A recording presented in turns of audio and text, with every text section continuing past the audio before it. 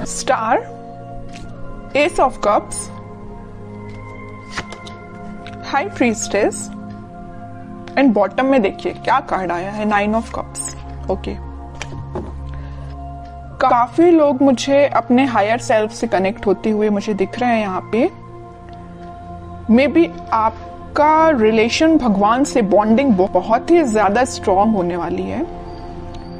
भगवान पे आप ज्यादा बिलीव करते हैं, मतलब ऐसे पर्सन लग रहे हैं। अच्छी चीज है, मतलब आपके जो ड्रीम्स हैं, आपकी जो डिजायर्स हैं, वो सारी चीजें आपने भगवान पे छोड़ दी हैं कि वही कंप्लीट करेंगे। बस आप तो अपने एफर्ट्स लगाते जा रहे हैं सही डायरेक्शन में। मुझे लग रहा है कि आपने बहुत ही बड़े बड़े सपने देख के रखे हैं अपनी लाइफ में। मुझे ये करना है, वो करना है, ऐसी जॉब चाहिए, ऐसा बिजनेस चाहिए, इस टाइप का प्रॉफिट चाहिए। मतलब आपके ड्रीम्स, डिजायर्स की काफी लंबी लिस्ट है। इस स्टार कार्ड से मुझे समझ आ रहा है ना। बट अच्छी चीज है कि आपने एटलीस्ट सोचा। तो कई लोग तो अपना लिस्ट ही नहीं बना पाते कि उनको अपनी लाइफ में करना क्या है। बट आपका माइंड एकदम फोकस्ड है, आपको पता है कि क्या करना है। और आप अपनी लाइफ में कोई तो भी न्यू बिगनिंग का वेट कर रहे हैं। अपनी प्रोफेशनल लाइफ में, बिजनेस में आप इस वीक में कुछ प्रॉफिट देख सकते हैं या कुछ नए सिरे से स्टार्ट कर सकते हैं। ये भी आपको कुछ ऐसे आइडियाज आए हैं आपके माइंड में जो आपको ग्रोथ और प्रॉस्पेरिटी के साइड लेके जा रहे हैं।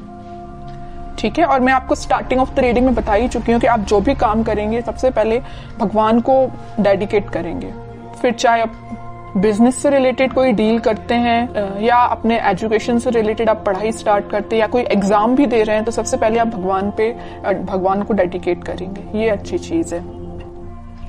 अब मैं आपकी पर्सनल लाइफ से रिलेटेड बताऊं तो इस वीक में आप काफी, मुझे पहले तो लग रहा है आपका नेचर ऐसा मुझे नजर आ रहा है कि बहुत ही इमोशनल काइंड के पर्सन, कि बहुत ही सीरियस ले लेना किसी भी चीज को। अगर आपके पार्टनर ने आपसे कोई छोटी सी भी बात बोल दी तो एकदम ही उसको ज्यादा सीरियस ले लेना, है ना। बट अब आपने अपना नेचर चेंज किया है। आप न्यू बिगनिंग तो चाहते हो, आप खुशियां तो चाहते हो, लेकिन आपका इंट्यूशन स्ट्रांग हुआ है। आपको पता है कि सारी चीजें सब्र से ही मिलती, पेशेंस रखा जाए लाइफ में तभी सारी चीजें आपको मिलती हैं। आपकी लव लाइफ में इस वीक में कोई तो भी न्यू बिगनिंग हो सकती है या आपके पार्टनर से आप रिकनेक्ट हो सकते हैं। ट्विन फ्लेम एनर्जी भी यहाँ स्ट्रांग नजर आ रही है। और आप दोनों का रिलेशन मुझे बहुत ज्यादा डिवाइनली गाइडेड लग रहा है। ठीक है, यूनिवर्स का इंटरवेंशन भी नजर आ रहा है। और मैं यहाँ हाई प्रीस्टेस कार्ड के साथ एक चीज बस बताना चाहूंगी, थोड़ी सी नेगेटिव एनर्जी है अगर आप दोनों के रिलेशन में, वो किसी थर्ड पर्सन के थ्रू क्रिएट की गई है। अगर आपका रिलेशन अगर कुछ नेगेटिव फेज में चल रहा है तो वो नेगेटिव फेज किसी और के द्वारा क्रिएट किया गया हुआ है या किसी थर्ड पर्सन के इंटरफेरेंस से आप दोनों के रिलेशन में कुछ नेगेटिविटी आ गई थी। लेकिन इस वीक में सारी नेगेटिविटी दूर होती हुई दिख रही है क्योंकि मिडिल ऑफ द रीडिंग आया है S of cups with 9 of cups.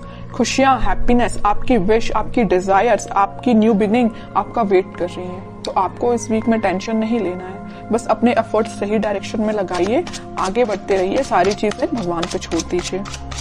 अब देखते हैं कि आपके पार्टनर किस एनर्जी में है इस वीक में। Empress, 7 of wands, king of wands, in bottom में आया है क्वीन ऑफ पेंटिकल्स।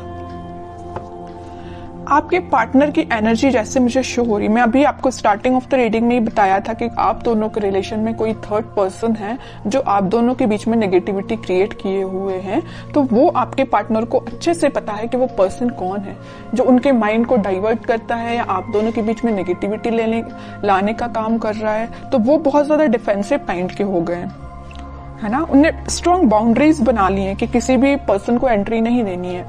ये जगह सिर्फ आपके लिए है। न्यू बिगनिंग करना चाहते हैं तो आपके साथ करना चाहते हैं। यहाँ पे देखिए एक एम्प्रेस आया और एक क्वीन का कार्ड आया, फेमिनाइन एनर्जी स्ट्रॉन्ग आई है। तो आपको वो बहुत ही ज्यादा मल्टी टैलेंटेड काइंड का पर्सन समझते हैं और आप हो भी।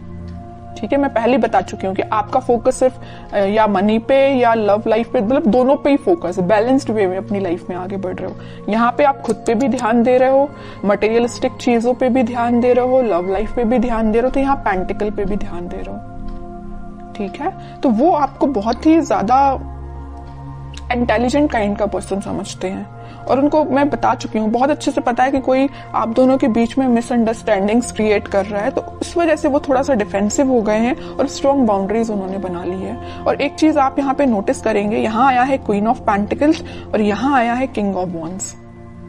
ठीक है, आपके पार्टनर अभी तक प्लेफुल एनर्जी में थे, इन एंड आउट सिचुएशन में रहते थे, कभी आपको ज्यादा सीरियस लिया नहीं, या उन्होंने जो भी बात आपसे की, तो आप दोनों के बीच में जो भी कन्वर्सेशन हुआ तो मे बी उन्होंने उसको कभी सीरियसली नहीं लिया। बट इस वीक में वो सीरियस हो सकते हैं, क्योंकि यहाँ देखिए क्वीन के हाथ में जो पेंटिकल है उसका फोकस सिर्फ पेंटिकल पे है, यहाँ वहां नहीं है। यहाँ किंग के हाथ में जो वॉन्ड्स है उसका फोकस तो वॉन्ड पे भी है, लेकिन बाकी सारी चीजों पे भी है। प्लेफुल एनर्जी है एकदम, है ना, फोकस्ड नहीं है ज्यादा।